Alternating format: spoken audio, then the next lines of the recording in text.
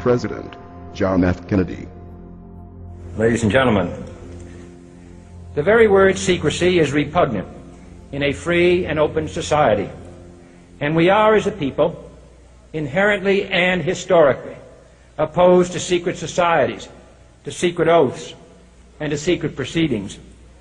We decided long ago that the dangers of excessive and unwarranted concealment of pertinent facts far outweighed the dangers which are cited to justify it.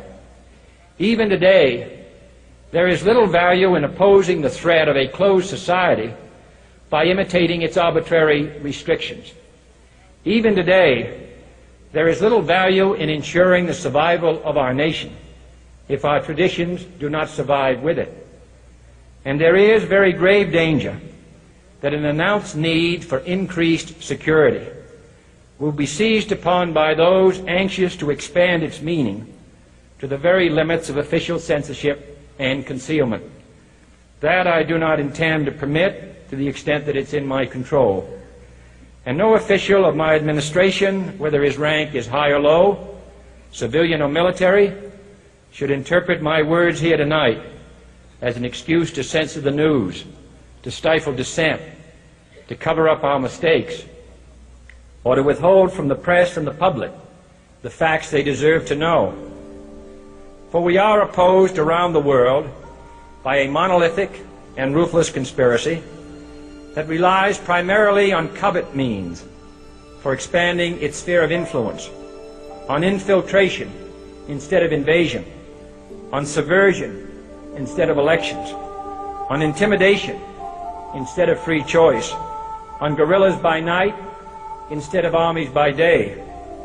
It is a system which has conscripted vast human and material resources into the building of a tightly knit, highly efficient machine that combines military, diplomatic, intelligence, economic, scientific, and political operations. Its preparations are concealed, not published. Its mistakes are buried, not headlined. Its dissenters are silenced, not praised. Its dissenters are silenced, not praised.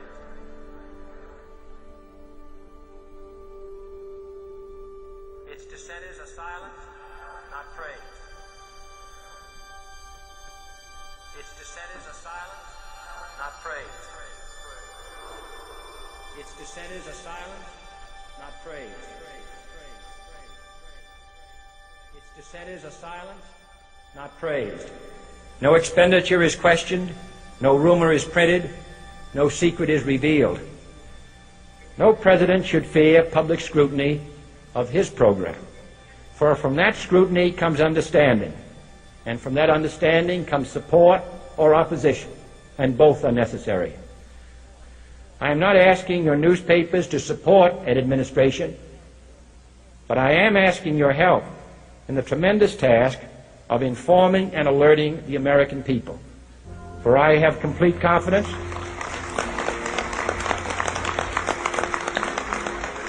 in the response and dedication of our citizens whenever they are fully informed. I not only could not stifle controversy among your readers, I welcome it. This administration intends to be candid about its errors, for as a wise man once said, an error doesn't become a mistake until you refuse to correct it. We intend to accept full responsibility for our errors, and we expect you to point them out when we miss them. Without debate, without criticism, no administration and no country can succeed, and no republic can survive. That is why the Athenian lawmaker Solon decreed it a crime for any citizen to shrink from controversy. And that is why our press was protected by the First Amendment, the only business in America specifically protected by the Constitution, not primarily to amuse and entertain, not to emphasize the trivial and the sentimental, not to simply give the public what it wants, but to inform, to arouse, to reflect, to state our dangers and our opportunities, to indicate our crises and our choices, to lead, mold, educate, and sometimes even anger public opinion. This means greater coverage and analysis of international news, for it is no longer far away and foreign, but close at hand and local. It means greater attention to improved understanding of the news, as well as improved transmission. And it means, finally, that government at all levels must meet its obligation to provide you with the fullest possible information outside the narrowest limits of national security. And so it is to the printing press, to the recorder of man's deeds, the keeper of his conscience, the courier of his news, that we look for strength and assistance, confident that with your help, man will be what he was born to be, free and independent.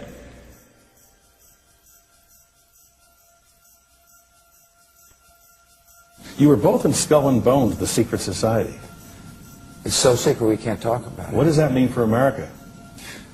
The conspiracy theorists are going to go I'm wild. sure they are. I don't know. I haven't seen the web. Number 322. You both were members of Skull and Bones, a secret society at Yale. What does that tell us? Not much, because it's a secret. Is there a secret handshake? Is there a secret code? I wish there were something secret I could manifest. 322, a secret number? There are all kinds of secrets, Tim, but one thing is not a secret. I disagree with this president's direction that he's taking the country. We can do a better job, and I intend to do it. And we'll be watching. Be safe on the campaign trail. John Kerry, thanks for joining us. And we'll be right back. It's good to be back at the Council on Foreign Relations. As Pete mentioned, I've been a member for a long time and was actually a director for some period of time. I never mentioned that when I was campaigning for re-election back home in Wyoming.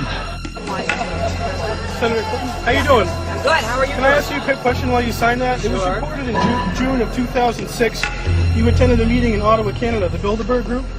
Can you comment on that? What's going on for the Bilderberg meeting, and what do you guys talk about up there? I have no idea what you're talking about. Yeah, you do. It was reported you were up there, and people saw you up there. I just want to know what you guys talk about and meet about up there. Sir, I don't know. Why are they such top secret meetings? I have no idea what you're talking Your about. husband went to a Bilderberg meeting too. I'm just wondering. I'm not being rude or anything. No, I just want to know what happens at these meetings. Well, since I wasn't there, I have no idea. Okay, thank you, Senator. Thank you. How are you? There you go. Thank you very much. Listen, I am a happy member of the Bohemian Grove. I like the folks who come there, and it's really inappropriate for me to talk about the group beyond that. Thank you. Have you been there for the ceremony with the cremation of care? Frankly, I don't think that's something I need to talk to you about.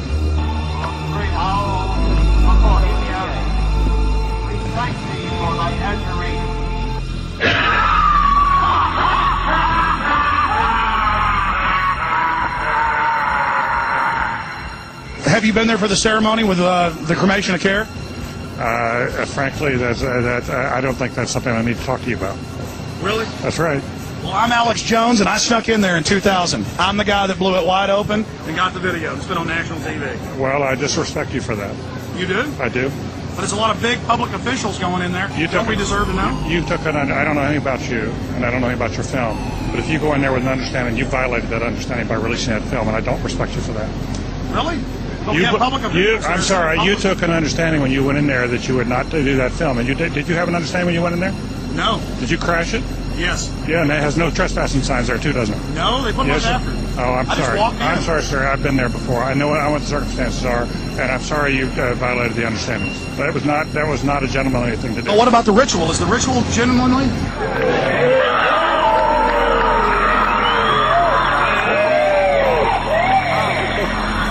Sir, everything. I don't owe you this comment. I know. This is what's called ambush journalism, and I disrespect you for that as well. So thank you and goodbye. The ritual? That's none of your damn business. Oh.